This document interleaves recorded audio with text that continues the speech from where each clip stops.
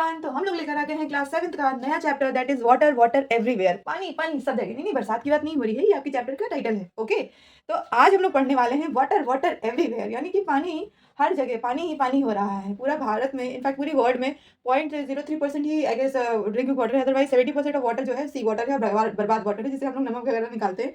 तो अब हम पढ़ते हैं कि किस तरीके से हम अपना वाटर कंजर्वेशन करेंगे, पानी हमारे जीवन में क्या योगदान देता है, सब कुछ हम लोग पढ़ेंगे, वो भी इस छोटे से चैप्टर में। तो इसकी समरी स्टार्ट करते हैं। So I am going to read this chapter. I hope you like the summary. If you like the summary, please do subscribe my channel and have like some and share with your friends also. Okay, so let's go start. On a very heavy rainy day, the headmaster of a school village discussed the cause and effect of the flood with the student. He begins to talk with the student. यानी एक बार ऐसा हुआ कि बहुत मूसलाधार बारिश हुई, मतलब एकदम पानी थमने का नाम ही नहीं ले रहा था। ठीक है, तो स्कूल की जो गांव का स्कूल था, जो उसके हेडमास्टर थे, उन्होंने जो बाढ़ है उसका कारण बच्चों के साथ डिस्कस शुरू कर, मतलब बातें करनी उसके बारे में शुरू करी कि भैया पानी गांव में कैसे भर जाता है, कैसे तुम लोग बारिश के मौसम में बिल्कुल बेघर टाइप के हो जाते हो, है ना। क्या होता है कि हमारे यहाँ तो पक्के मकान है, पर गाँव में मिट्टी के मकान होते हैं, तो बहुत ही ज़्यादा बाढ़ आने से वो मकान ढह जाते हैं। बहुत ज़्यादा पानी बरसने से कई दिनों गाँव वाले बेचारे भूखे रह जाते हैं, छोटे छोटे बच्चे, बूढ़े, कई लोगों को मेडिकल ट्रीटमेंट्स भी नहीं मिल पाते, उसके लिए भी आज भी उन्हें कई दूर, कितने किलोमीटर दूर दूर तक जाना पड़ता है, वो भी पैदल, साइकिल से, जैसा भी उन लोगों के पास कन्वीनियंट होता है।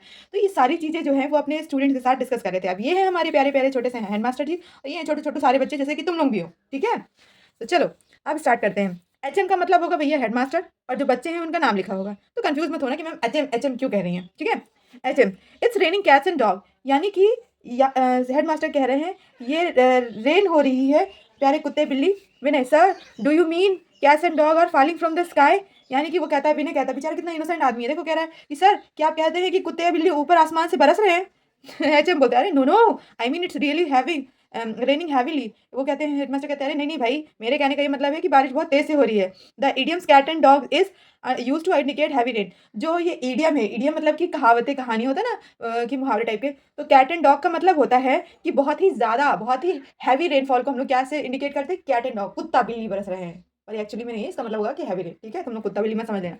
Okay, Arjun, oh it's interesting. तो अर्जुन कहता है ओह ये तो बहुत अच्छी बात है sir. HM, do you know what a disaster mean, क्या तुम जानते हो कि डिजास्टर का क्या मतलब होता है। डिजास्टर का मतलब होता है डिस्ट्रक्शन, तबाही। ठीक है, Ashu, no sir I don't know what does it mean. तो आशु कहता है नहीं सर मैं तो नहीं जानता, इनफैक्ट हम तो नहीं जानते क्या मतलब होता है इसका। तुम लोगों को भी सर कई बार बोलते हैं ना, सर मैम जो भी तुम्हें पढ़ाते हैं कि वो कुछ क्वेश्चन पूछते थे, तुम लोग बोलते सर हम तो नहीं सुने, सर हमारी तो लाइफ में ही ऐसा कुछ हुआ ही नहीं। तो वैसी चीजें इनके साथ भी हो रही हैं। ठीक है, HM, disaster is an unexpected event such as accident, flood और फायर। डिजास्टर जो होता है ये एक अचानक से आ जाने वाली घटना है। जैसे कई बार होता है कि किसी का अचानक से कोई एक्सीडेंट हो गया, कहीं कोई बाढ़ आ गई, कहीं कहीं पे किसी जगह आग लग गई, होता है ना कि कई बार होता है पूरे पूरे फॉरेस्ट आग से जल जाते हैं। तो वो सारी जो अचानक से सडन चीजें होती है, वो सारी चीजें क्या कहलाती है, हमारी डिजास्टर्स। इट किल्स और injury a lot of people और cause a lot of damage to the property, यानी इन डिजास्टर से बहुत ही ज्यादा लोगों का तो नुकसान होता ही होता है, साथ ही हमारी नेचुरल धन संपत्ति, जो नेचुरल संपदा है, उसका भी बहुत ही ज्यादा नुकसान होता है। क्लियर हुआ।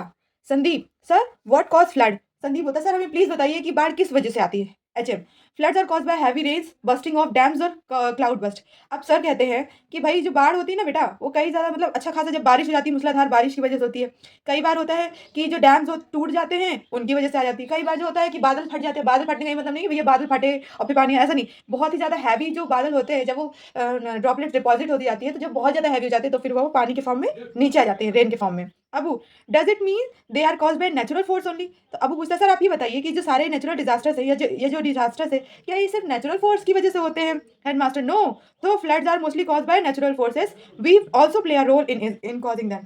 कहते हैं सर नहीं ऐसा नहीं है कि हमेशा ही नेचुरल यानी कि प्रकृति की वजह से ही होता है, लेकिन हम भी इसमें बहुत अच्छा रोल प्ले करते हैं, यानी कि बाढ़ आए या कोई भी डिजास्टर हो, इसमें ह्यूमंस का भी उतना ही रोल है जितना कि प्रकृति का होता है। हम लोग अब बराबर का रोल प्ले करने लगे हमारी एक्टिविटीज की वजह से, बल्कि प्रकृति से ज्यादा हम लोग खुद ही नुकसान कर रहे हैं प्रकृति का।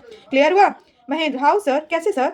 HM, bye deforestation, faulting dam constructions and bridges in embankment, यानी कि वो बोलते हैं कि भाई आप जो ये डिफॉरेस्टेशन करते हैं ना, जंगलों को काट, जंगलों की कटाई, आपने जो ये डैम और ब्रिजेस बनाए होते हैं, पुल और डैम्स वगैरह, ये बहुत ही बुरे तरीके कंस्ट्रक्शन करते हैं लोग अपना पैसा बचाने के चक्कर में, कहीं कोई मटेरियल खराब कर दिए, तो कहीं पे किसी का डिजाइन खराब हो गया, तो ये सारी चीजें जो होती है ना, इसकी वजह से भी फ्लड आती है। ओके रिचा, ब्रिजेस इन एम्बैंकमेंट, यानी वो कहते हैं ब्रिजेस इन एम्बैंकमेंट कैसे। Yes, nowadays pressure of transport routes like railway near river bank cause breaches in embankment is also called a cause of flood, यानी कि कहते हैं हाँ, अब समझ में आया कि बिजनेस मैनेजमेंट का मतलब क्या है? यानी कि रेलवे आजकल जो क्या है ना कि इतना जिस तरीके से पॉपुलेशन बढ़ती जा रही है, उसी तरीके से पॉपुलेशन की डिमांड भी बढ़ती जा रही है। और जो भी हमारे रेलवे स्टेशन से या जो भी ट्रांसपोर्ट रूट है, वो कंटिन्यूअसली चलते रहते हैं। रात में तो सारा ट्रांसपोर्ट चलता ही चलता है, यहाँ तक कि दिन दोपहर कोई भी टाइम वो बंद नहीं होता, चलते रहते हैं। इससे क्या होता है कि जो रेलवे स्टेशन नदी के किनारे हैं, उनमें उनके जब वो ट्रेन वगैरह गुजरती है ना, तो बहुत तेजी से वो आती है, तूफानी ब्रिजेस यानी कि लंबी-लंबी वो आती है तरंगें, जिसके कारण भी फ्लड एक कॉज़ बन जाता है। Mahak, sir what are the effect of the flood on us? आप बताइए कि हमारा फ्लड के मतलब फ्लड आती है यानी बाढ़ आती है, वो तो अच्छी चीज़ है, पर बाढ़ का हमारे जीवन में क्या फ़र्क पड़ना है? आती रहे, हमें क्या फ़र्क पड़ना है? Headmaster, there are several ill effects such as destruction of life and property, epidemics can also causes after flood. यानी कि देखो भाई पलक, महक, ऐसा नहीं है कि तुम्हें लगता है कि हमारी लाइफ में फ्लड या बाढ़ का कोई इफेक्ट नहीं, बहुत सारे इफेक्ट हैं। जैसे कि लाइफ मतलब जान-माल की हानि तो होती ही होती है, जान की भी हानि होती है और माल की भी हानि होती है। इसके साथ ही साथ फ्लड के बाद बहुत सारी बीमारियों का भी आगमन होता है हमारे जीवन में, ठीक है? Kapil sir, what's are epidemics? Sir हमें बताइए कि एपिडेमिक्स क्या होते हैं? Epidemics are infectious disease which spread out over a large population by means of contaminated water, food and air. Epidemics वो इन्फेक्शियस डिजीजेज है, वो फैलने वाली बीमारियां हैं जो कि किस वजह से होती हैं? गंदा खाना, पानी और हवा की वजह से, और ये बहुत बड़ी पॉपुलेशन में एक साथ फैलती है, ठीक है? जैसे कि आपका एक समय कॉलरा था, अब कॉलरा गंदे पानी की वजह से, गंदे खाने की वजह से फैलता था, ठीक है? तो डिसेंट्री हो गया, कॉलरा हो गया, आपका ये सारे जो होते हैं कंटामिनेटेड फूड, वाटर और एयर की वजह से होते हैं। तो जब ये बहुत बड़ी पॉपुलेशन में एक साथ कोई बीमारी आती है तो उसको हम लोग क्या कहते हैं? एपिडेमिक्स। क्लियर हुआ?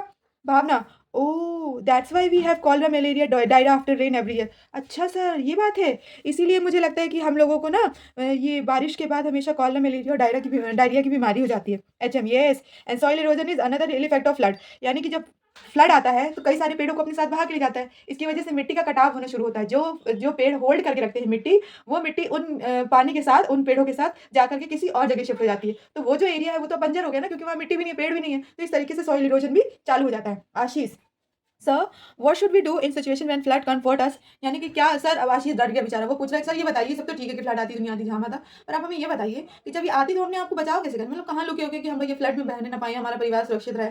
तो अब सर इसके लिए भी कुछ ना कुछ बताएंगे, ठीक है? Headmaster, always remember to keep an eye on the water level of the river on the or the stream, specially when it's raining heavy.